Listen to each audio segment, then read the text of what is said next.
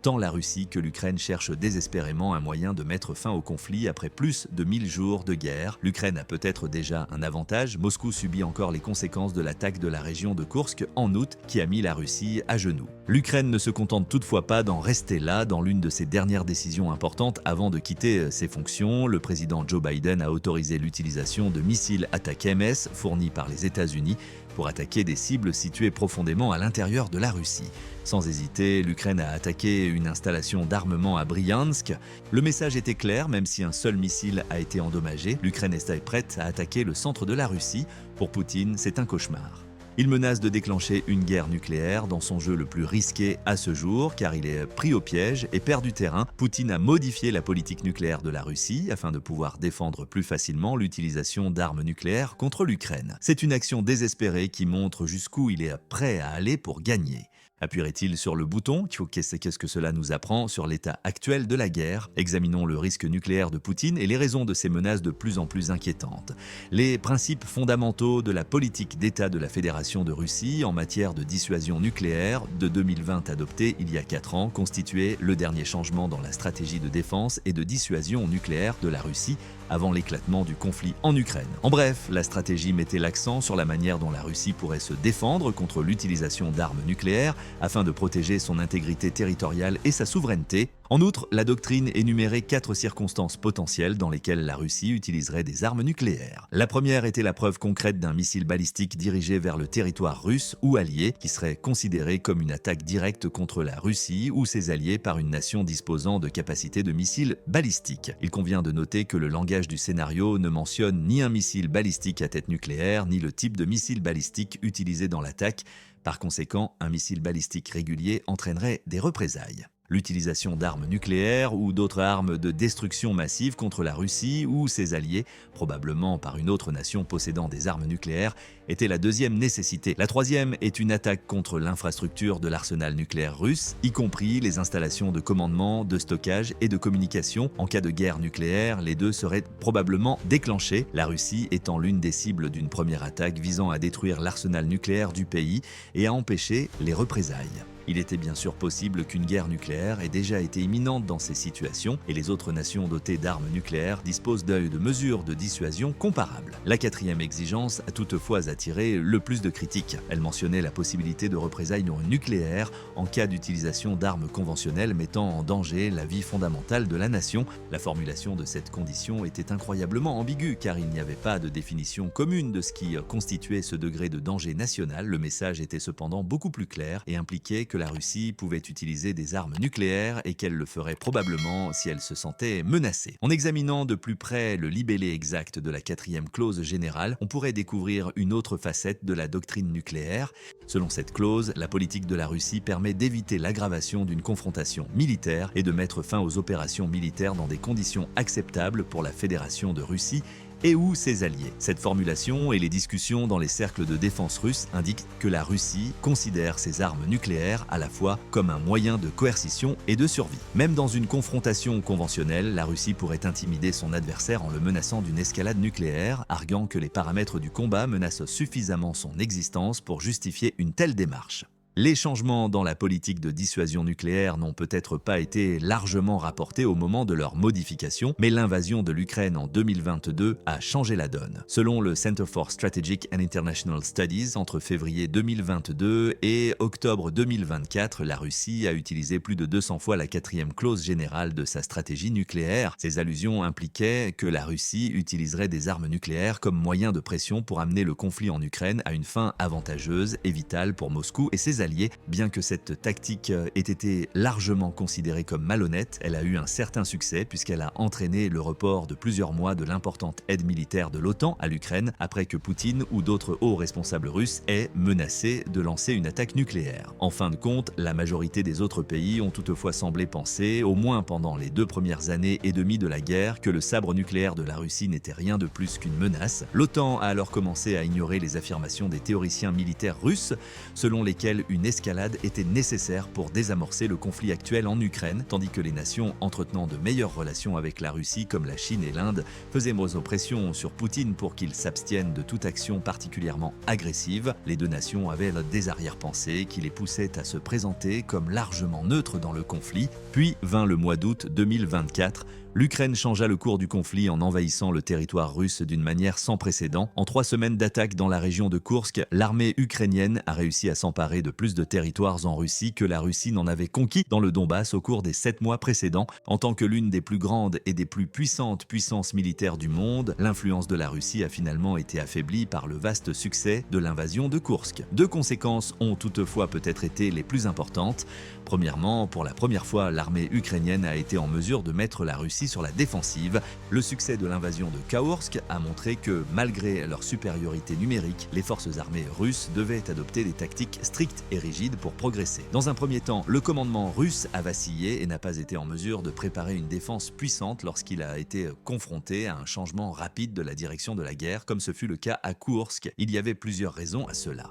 D'après les chiffres fournis par les prisons ukrainiennes où étaient détenus les Russes capturés, la majorité des soldats que la Russie avait déployés dans la région étaient des conscrits et non des soldats professionnels. Les conscrits n'avaient pas la formation, l'expérience et l'entraînement nécessaires pour s'opposer efficacement à l'armée d'invasion. Cela a entraîné une vague de capitulation dans toute la région, ce qui explique pourquoi l'invasion a d'abord été considérée comme une si grande victoire pour l'Ukraine.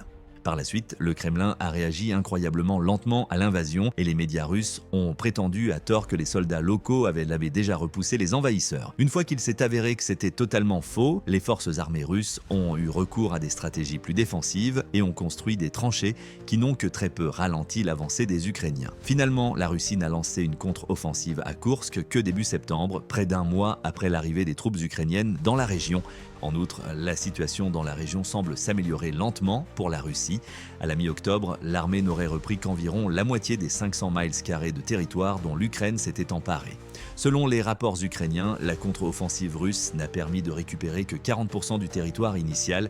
La réalité se situe probablement quelque part entre les deux. Les chiffres du premier rapport russe concordent avec les derniers rapports de la BBC du 20 novembre. Indépendamment de cela, les rapports contradictoires indiquent que la Russie a rencontré des défis croissants lors de sa dernière avancée, même si elle a pu reconquérir la moitié de la région au cours du premier mois et demi. L'Ukraine a toutefois franchi l'une des soi-disant lignes rouges nucléaires, ce qui a été le deuxième effet et peut-être le plus important de l'invasion de Koursk. Dans la rhétorique du Kremlin, ces lignes rouges ont régulièrement été citées comme explication possible de l'utilisation d'armes nucléaires par la Russie. Comme nous l'avons déjà constaté, les lignes rouges les plus souvent tracées par les fonctionnaires russes incluaient le type d'armes fournies à l'Ukraine, des chars de l'époque soviétique aux équipements plus récents. Lorsque l'OTAN a fourni à l'Ukraine des chars de plus en plus avancés sur le plan technologiques, notamment des T-80, des M, un Abrams, des Challenger 2 et des Léopard 2, toutes ces lignes rouges ont fini par être franchies. L'envoi de F-16 en Ukraine a constitué une autre ligne rouge. Le don de ces avions par l'OTAN n'a été que temporairement stoppé par les menaces de Moscou et en août, ils ont commencé à voler pour l'armée de l'air ukrainienne. Ce qui se passerait si l'Ukraine ou un autre pays envahissait la Russie était couvert par la ligne rouge liée à l'invasion de Koursk. L'Ukraine y est toutefois parvenue sans aucune intervention de l'Occident. Poutine avait alors qualifié les forces d'invasion de terroristes. Afin de protéger l'intégrité territoriale de la Russie contre l'invasion ukrainienne, il a également utilisé le vague accord de défense avec la Corée du Nord pour justifier l'envoi de jusqu'à 12 000 soldats à Koursk. Avant que les soldats nord-coréens ne soient entièrement déployés à Koursk et dans d'autres régions proches, ils seront très probablement formés pendant quelques mois. La formulation du pacte militaire implique que la Russie ne peut pas utiliser la Corée du Nord de manière offensive, mais cela pourrait également permettre à Poutine d'intensifier sa contre-offensive à Koursk. L'invasion de Koursk s'étant révélée plus vaste que ce que le Kremlin avait initialement supposé, on peut se demander si la Russie n'aurait pas pu l'utiliser comme ligne rouge pour justifier le lancement de missiles nucléaires en Ukraine. Après tout, l'Ukraine a beaucoup plus de pouvoir de négociation si elle occupe une partie du territoire russe, ce qui est un scénario beaucoup plus probable que si la Russie gagnait la guerre en Ukraine dans les 1 ou 2 ans à venir. L'Occident a donc considéré l'invasion de Koursk comme une occasion d'augmenter son aide militaire, étant donné qu'aucune bombe nucléaire n'a été utilisée en réponse. En juin 2024, les États-Unis ont approuvé de nouvelles mesures d'aide militaire et financière pour l'Ukraine, notamment la livraison d'une deuxième batterie de lancement Patriot et de munitions supplémentaires pour le système de défense antiaérienne Patriot. Comme la tension accrue des médias a de nouveau attiré l'attention du monde sur la guerre en Ukraine, l'Ukraine a pu s'engager dans un effort humanitaire plus important, ce qui était exactement ce dont elle avait besoin en ce moment. Selon certaines informations, les États-Unis ont accepté de permettre à l'Ukraine de tirer certains des missiles à longue portée qu'ils lui avait donné sur le territoire russe en réponse au soutien croissant. Bien qu'il ne s'agisse pas d'une réaction nucléaire, il s'agissait d'une forme plus directe de représailles et d'une nouvelle violation des lignes rouges de la Russie. Les États-Unis ont autorisé l'utilisation d'attaques MS à l'intérieur de la Russie pour plusieurs raisons. Commençons par l'une d'entre elles, probablement plus rationnelle mais moins évidente. L'Ukraine disposait déjà des ressources nécessaires pour pénétrer davantage en Russie. Outre l'invasion du Koursk, l'Ukraine a commencé à utiliser des drones kamikazes qui sont soit des drones commerciaux modifiés pour des missions à courte distance, soit des drones militaires spécialement conçus pour des missions à longue distance. Les premiers ont essentiellement révolutionné les tactiques militaires conventionnels utilisés sur le front depuis des décennies. Les seconds sont le résultat direct d'années de développement d'armes domestiques en Ukraine. L'utilisation de drones à longue portée est devenue de plus en plus audacieuse en septembre et a conduit à une attaque massive de drones sur la capitale russe, Moscou. Le 10 septembre, quelques drones ont réussi à frapper à proximité de la ville et à faire une victime, mais la plupart des quelques 140 drones ont été interceptés et détruits par les défenses russes. Les conséquences ont été abruptes et évidentes.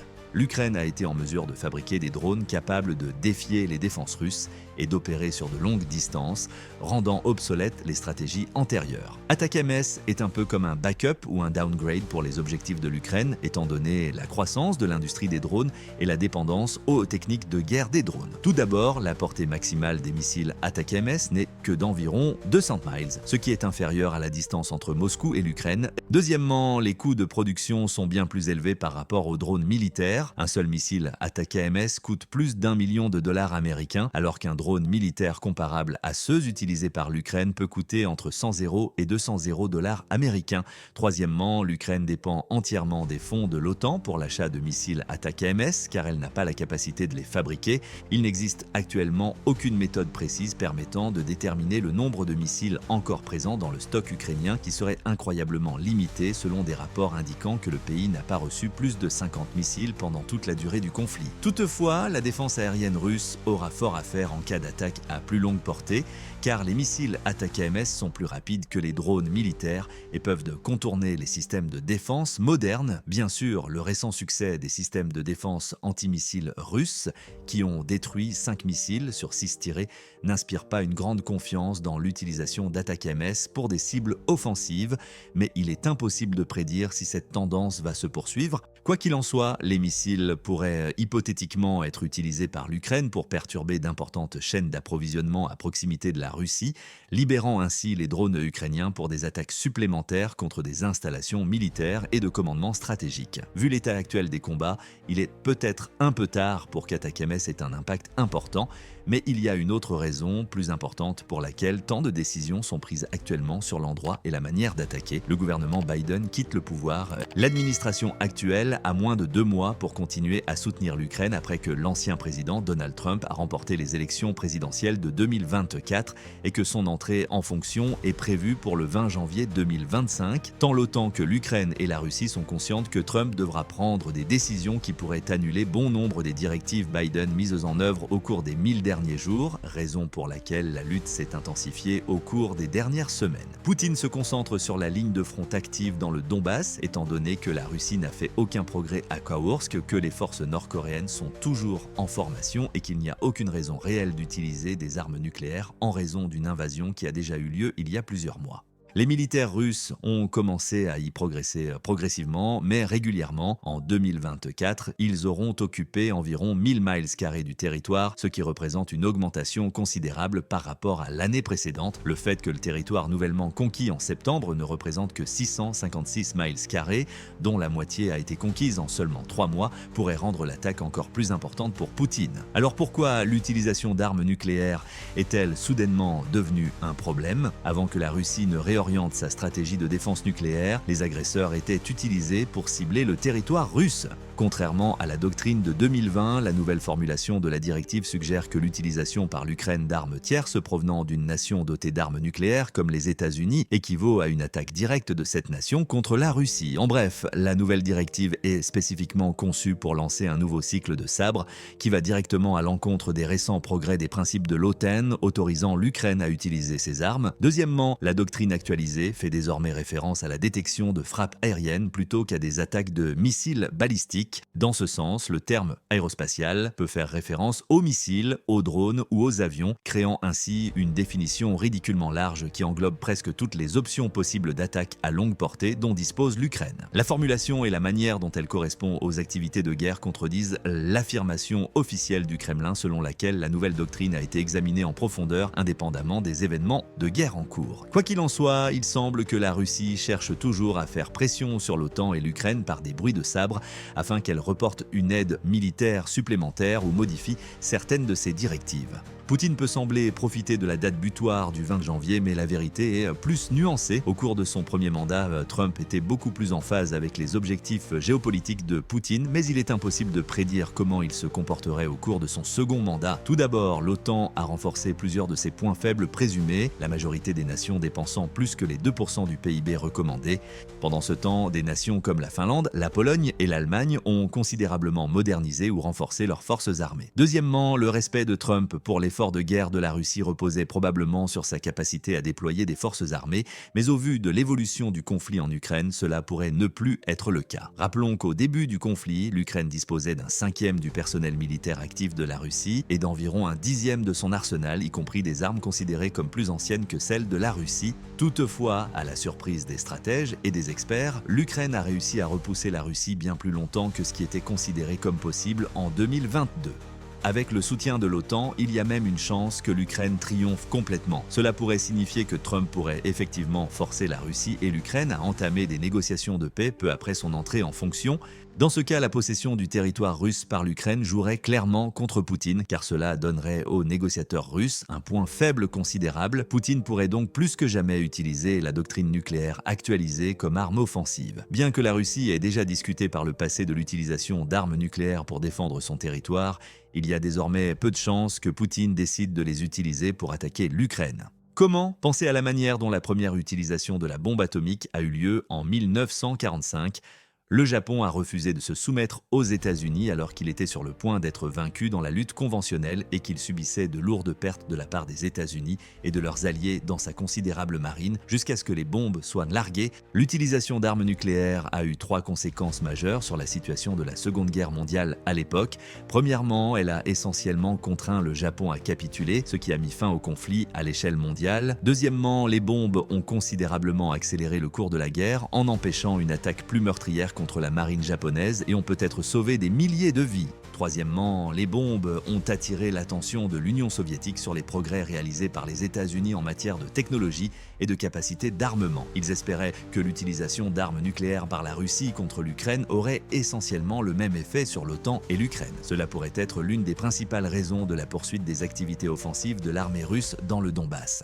Poutine pourrait envisager de larguer une arme nucléaire sur une ville plus éloignée du front et plus loin en territoire ukrainien, étant donné que la majorité des forces russes et ukrainiennes se concentrent sur le renforcement du front. Cela aurait le même effet que les bombardements sur Hiroshima et Nagasaki, un grand centre de population et très probablement l'une des principales routes d'approvisionnement de l'Ukraine vers le front serait perdue. Étant donné que la Russie possède actuellement plus de 1700 têtes nucléaires prêtes à l'emploi et que la possibilité de nouveaux bombardements existe, l'Ukraine devrait alors abandonner. De même, l'OTAN pourrait considérer le déploiement d'armes nucléaires en Ukraine comme le début d'une tentative infructueuse d'établir un nouveau statu quo dans lequel la Russie et l'OTAN redessineraient les frontières en Europe de l'Est et accepteraient toutes les conditions fixées par la Russie. La possibilité de détruire une ville pourrait être considérée comme une dépense raisonnable, même pour la Russie, Une bombe nucléaire de faible puissance ne ferait que répéter les dégâts causés par la récente augmentation des obus conventionnels, des attaques de missiles et des attaques de drones qui ont essentiellement détruit des quartiers entiers. En outre, la Russie pourrait reconstruire les villes et les utiliser à des fins industrielles, ce dont elle a manifestement besoin,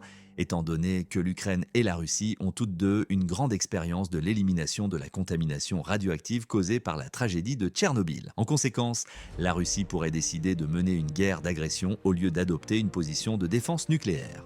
Cette possibilité dépend toutefois des progrès continus de la Russie en Ukraine. Bien que l'armée russe ait doublé ses gains de 2024 dans le Donbass en seulement 3 mois, les Ukrainiens pourraient compenser en attaquant les lignes d'approvisionnement avec des ATAKM. En outre, il est possible que le gouvernement de Biden prépare une augmentation des ressources militaires. Les nations d'Europe occidentale pourraient commencer à fournir des armes et des équipements plus sophistiqués qu'auparavant, à moins que l'OTAN n'envoie ses propres soldats en Ukraine, une autre ligne rouge qui déclencherait une réaction de masse rapide et ferait éventuellement dégénérer le conflit en Troisième Guerre mondiale. L'Ukraine pourrait recevoir des F-22 et des F-35 à la place des F-16, en plus d'un plus grand nombre d'ATAKM à des fins offensives et défensives.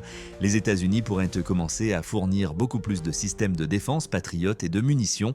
En outre, la Finlande pourrait commencer à déployer activement d'autres prototypes qu'elle a envoyés en Ukraine l'année dernière. D'autre part, en tant que l'un des plus grands partenaires commerciaux et économiques de la Russie, la Chine a considérablement renforcé son influence sur la Russie depuis le début du conflit. La Chine a présenté un certain nombre de plans de paix, mais aucun d'entre eux n'a abordé explicitement la situation du pays occupé par la Russie, ce qui a suscité des critiques quant à leur manque de précision. Comme on pouvait s'y attendre, aucune des deux parties n'a réagi à ces idées. La Chine pourrait toutefois s'inquiéter d'une réaction plus directe et plus large d'autres puissances nucléaires, dont la plupart sont membres de l'OTAN, si Poutine annonçait des projets de déploiement d'armes nucléaires. Indépendamment de qui siège actuellement à la Maison-Blanche, les États-Unis pourraient s'engager immédiatement dans la bataille si la Russie utilisait des armes nucléaires pour l'intensifier.